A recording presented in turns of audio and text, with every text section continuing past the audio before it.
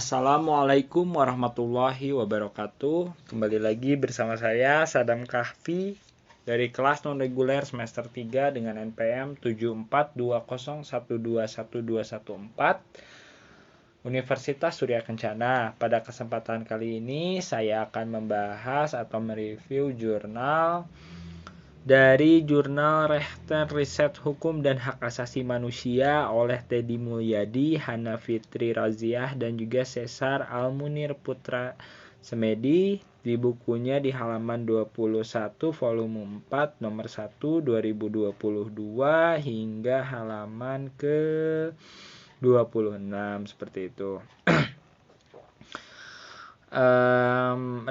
Jurnal ini berjudul Penegakan Hukum Terhadap Tindak Pidana Penghinaan dalam Sosial Media Platform TikTok.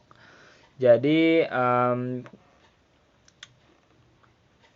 seperti yang kita ketahui, platform TikTok ini merupakan salah satu sarana media hiburan yang sedang maraknya, sedang ramai-ramainya digunakan oleh berbagai kalangan di Indonesia, baik kalangan muda hingga kalangan yang tergolong sudah lanjut usia seperti itu. Maka dari itu sangat juga dimungkinkan terjadinya kasus tindak pidana penghinaan di media platform TikTok tersebut.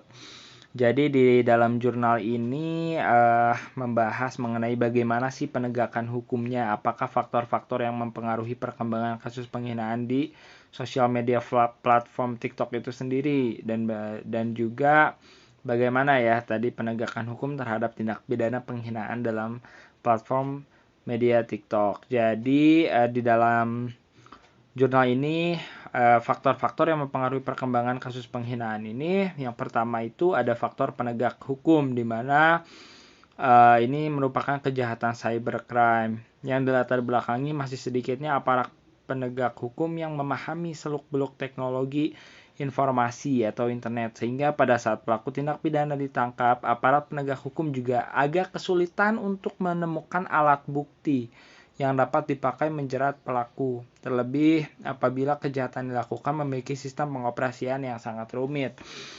Yang kedua itu ada faktor psikologis, di mana terkait dengan perilaku menghina atau ujaran kebencian di dunia maya. Jadi pelakunya ya, ini lebih ke pelakunya. Untuk faktor penegak hukumnya untuk aparatnya seperti itu. Selanjutnya ada penegakan hukum terhadap tindak pidana penghinaan dalam sosial media platform TikTok.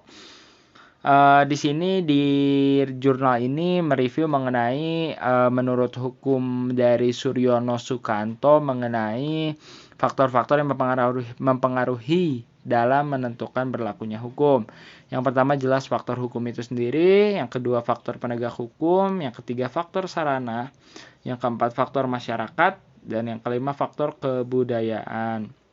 Jadi faktor-faktor ini berkaitan dengan adanya kasus kejahatan di platform media TikTok. Di sini dicontohkan juga nih ada kasus misalkan pemilik akun TikTok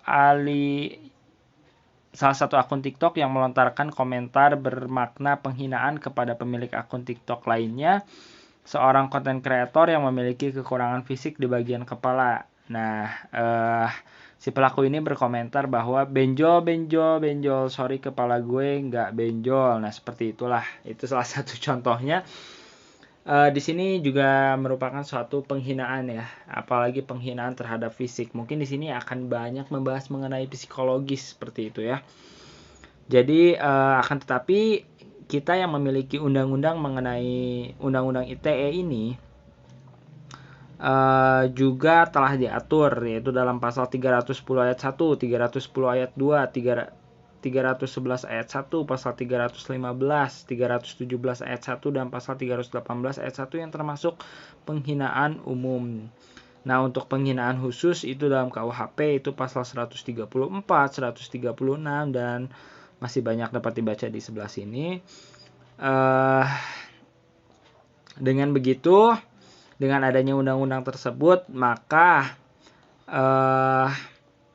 yang tercantum dalam pasal 27 ini ya, ada pasal 45 ayat 3, yaitu setiap orang yang dengan sengaja dan tanpa hak mendistribusikan dan atau transmisikan dan atau membuat dapat diaksesnya informasi elektronik dan atau dokumen elektronik memiliki muatan penghinaan dan atau pencemaran nama baik dipidana dengan pidana penjara paling lama 4 tahun dan juga denda paling banyak 750 juta rupiah, seperti itu. Mungkin di sini menginformasikan dari jurnal ini bahwa kita memiliki undang-undang ITE, faktor-faktor apa sih yang terjadinya cybercrime di platform TikTok